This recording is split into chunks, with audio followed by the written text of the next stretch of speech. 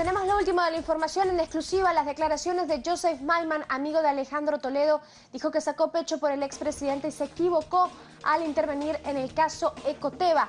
Sostuvo que se le utilizó al cometer el error de salir a ayudar a Toledo Manrique ante las múltiples versiones que daba. Las acusaciones de los 20 millones de Odebrecht y las casas de Toledo, ¿qué puedes decir? Ok. Odebrecht es una compañía que conozco algo así como 40 años. Dentro de la operación de mi grupo, el desarrollo de proyectos es clave. Es nuestra actividad principal, sea construir refinerías, tratamiento de aguas, agricultura. Nosotros integramos y desarrollamos proyectos. Odebrecht es una compañía que tenía dos características muy importantes. La primera, ingeniería al nivel más alto. Eran una extraordinaria compañía desde el punto de ingeniería y de obra. El otro lado de la misma moneda es que eran manirrotos y tenían la mano llena de sobres y repartían dinero a diestra y siniestra. Y estaba extraordinariamente bien organizado desde el punto de vista de ellos. Si es que había un político que dejó su cargo, pero tenía quizás una ambición futura, ese periodo de espera lo seguía manteniendo a otro nivel, pero manteniendo esa relación de dependencia. Y así operaban en todo sitio. El último punto respecto a Odebrecht es que podían traer financiamiento de exportación del gobierno brasileño en montos casi infinitos. Entonces, si alguien va a competir por un proyecto, el poder financiarlo en condiciones buenas ayuda muchísimo. Hay uno que ofrece financiar un proyecto, una refinería de $1.000 millones a 5 años y el otro lo ofrece a 15 o a 20. Y ahí es donde la relación Odebrecht con las operaciones, con el resto del sistema brasileño de crédito de exportación, Banco de Brasil, Gasex, no se podía competir con ellos. Mi interés en la relación con Odebrecht era incorporarlos como contratistas o subcontratistas o asociados en algunos proyectos que nosotros desarrollábamos en todo el mundo y en lugares donde ellos no habían trabajado, sea Egipto, sea Asia Central, Kazajstán, Turkmenistán. Entonces teníamos un interés mucho en relacionarnos. Ellos tenían un interés en nosotros porque les abríamos mercados que ellos no conocían. Ellos estaban centralizados realmente en Centroamérica, Suramérica, entraron a trabajar en Estados Unidos, un poco en Portugal. Todavía una comunidad de intereses y un potencial. Y como dije, extraordinarios ingenieros. Uno de los grupos corruptores más exitosos que se hayan visto y con financiamiento. Entonces, hay otro punto que es importante entender, y se habla mucho de eso en el caso de la transoceánica, que pidieron que los favorezcan. Bueno, eso es una mala broma por un motivo muy sencillo. No había que favorecer, por ellos se iban a llevar al proyecto igual.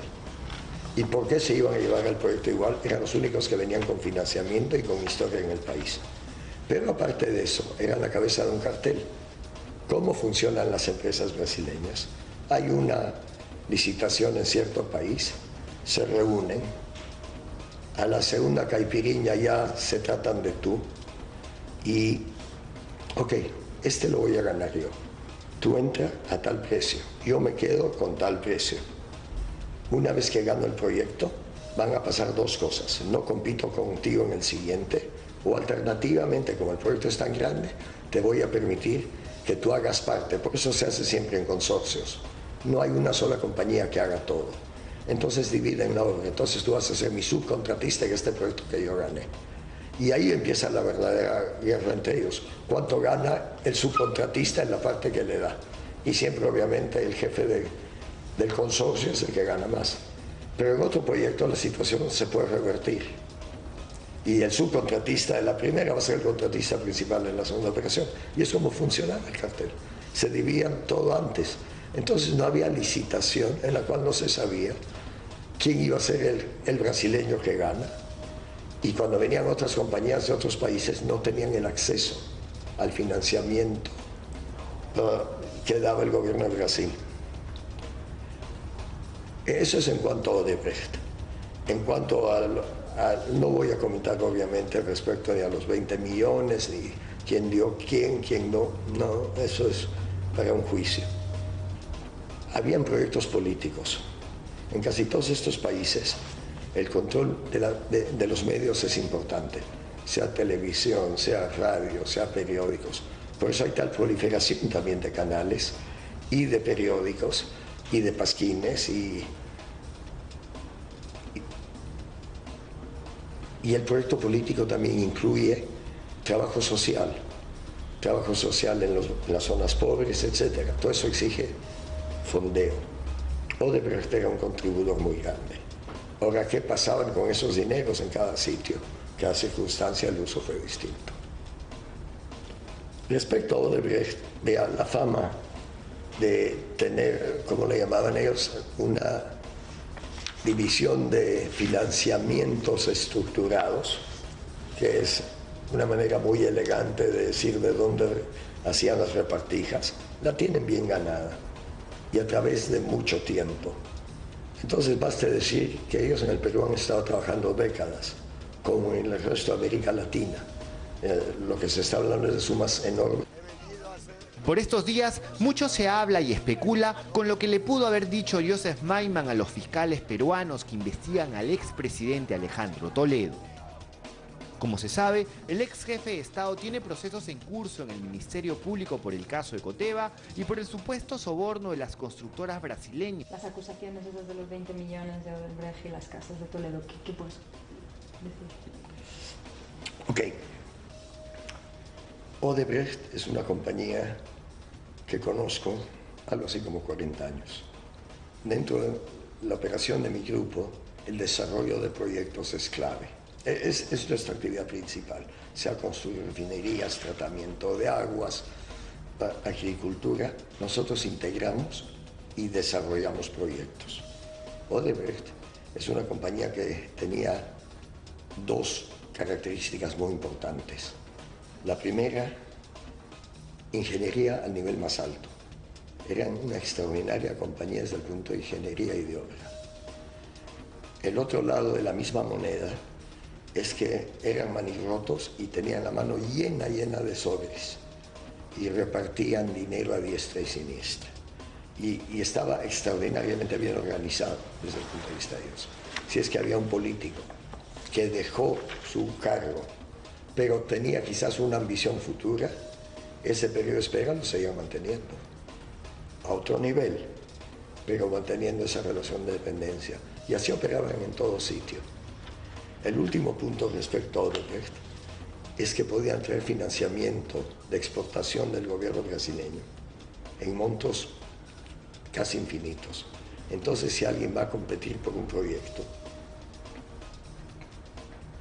el poder financiarlo en condiciones buenas ayuda muchísimo. Hay uno que ofrece financiar un proyecto, una refinería de $1.000 millones a 5 años y el otro lo ofrece a 15 o a 20. Y ahí es donde la relación Odebrecht con las operaciones, con el resto del sistema brasileño de crédito de exportación, Banco de Brasil, Casex, no se podía competir con ellos. Mi interés en la relación con Odebrecht era incorporarlos como contratistas o subcontratistas o asociados en algunos proyectos que nosotros desarrollábamos en todo el mundo y en lugares donde ellos no habían trabajado, sea Egipto, sea Asia Central, Kazajstán, Turkmenistán. Entonces teníamos un interés mucho en relacionarnos. Ellos tenían un interés en nosotros porque les abríamos mercados que ellos no conocían. Ellos estaban centralizados realmente en Centroamérica, Suramérica, entraron a trabajar en Estados Unidos, un poco en Portugal. Todavía una comunidad de intereses y un potencial. Y como dije, extraordinarios ingenieros. Uno de los grupos corruptores más exitosos que se hayan visto y con financiamiento. Entonces, hay otro punto que es importante entender, y se habla mucho de eso en el caso de la transoceánica, que pidieron que los favorezcan. Bueno, eso es una mala broma por un motivo muy sencillo.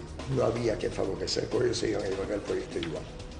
¿Y por qué se iban a llevar el proyecto igual? Eran los únicos que venían con financiamiento y con historia en el país. Pero aparte de eso, eran la cabeza de un cartel. ¿Cómo funcionan las empresas brasileñas? Hay una licitación en cierto país, se reúnen, a la segunda caipiriña ya se tratan de tú y, ok, este lo voy a ganar yo. Tú entras a tal precio, yo me quedo con tal precio. Una vez que gano el proyecto, van a pasar dos cosas. No compito contigo en el siguiente, o alternativamente, como el proyecto es tan grande, te voy a permitir que tú hagas parte. Por eso se hace siempre en consorcios. No hay una sola compañía que haga todo. Entonces dividen la obra. Entonces tú vas a ser mi subcontratista en este proyecto que yo gané. Y ahí empieza la verdadera guerra entre ellos. ¿Cuánto gana el subcontratista en la parte que le da? Y siempre, obviamente, el jefe del consorcio es el que gana más. Pero en otro proyecto la situación se puede revertir. Y el subcontratista de la primera va a ser el contratista principal en la segunda operación. Y es como funcionaba el cartel. Se dividían todo antes. Entonces no había licitación en la cual no se sabía quién iba a ser el brasileño que gana. Y cuando venían otras compañías de otros países no tenían el acceso al financiamiento que daba el gobierno de Brasil. Eso es en cuanto a Odebrecht. En cuanto no voy a comentar obviamente respecto ni a los 20 millones, ni quién dio quién no. No, eso es para un juicio. Habían proyectos políticos. En casi todos estos países el control de los medios es importante, sea televisión, sea radio, sea periódicos. Por eso hay tal proliferación también de canales y de periódicos y de pasquines y el proyecto político también incluye trabajo social en las zonas pobres, etc. Todo eso exige fondeo. Odebrecht era un contribuidor muy grande. Ahora, ¿qué pasaban con esos dineros en cada sitio? Cada circunstancia, el uso fue distinto. Respecto a Odebrecht, vean la fama de tener, como le llamaban ellos, una división de financiamientos estructurados, que es una manera muy elegante de decir de dónde hacían las repartijas, la tienen bien ganada y a través de mucho tiempo. Entonces basta decir que ellos en el Perú han estado trabajando décadas, como en el resto de América Latina. Lo que se está hablando es de sumas enormes en distintos países. Por consiguiente, yo asumo que no es un elemento reciente, que ya han estado en ese juego muchísimo tiempo. Pero en América Latina es un fenómeno que se ha dado a través del tiempo. Dentro de la idiosincrasia, habían dos tipos de presidentes, históricamente. Aquellos que robaban y no hacían nada, y aquellos que robaban, pero hacían obra. Entonces, si hacían obra, eso disculpaba el robo. Y eso es algo que, ¿cómo se dice? Intrínseco. Que se convirtió en algo intrínseco en la mentalidad de las gentes. Eso está cambiando, ese mundo está cambiando, y para bien. Pero y hace mucho tiempo el hecho de poder sobornar gente no necesariamente daba la obra. Eso era la condición adicional y la última. Entonces se negociaba realmente de una manera seria y al final, como le llaman ellos los brasileños, llegaban las propinas. Pero es como la broma que contaban, ¿no? La historia que contaban de un juez que recibe dinero de un lado y recibe dinero del otro lado. Entonces dice, bueno, señores, usted me ha dado 10.000 pesetas, el otro me ha dado 10.000 pesetas, así que debe juzgar el caso sobre sus méritos. Todos están igualados. Odebrecht tiene una historia así y el Perú no ha sido distinto a todos los otros países donde opera. Sencillamente, los estándares están cambiando, para bien. Obviamente, Toledo, entre todos los políticos peruanos, es el más débil políticamente, el que menos fuerza poder tiene. Por consiguiente, se está concentrando el fuego sobre él, lo cual no lo exonera, en absoluto no lo exonera, pero por otro lado, y también no es defensa, si otros también lo hicieron.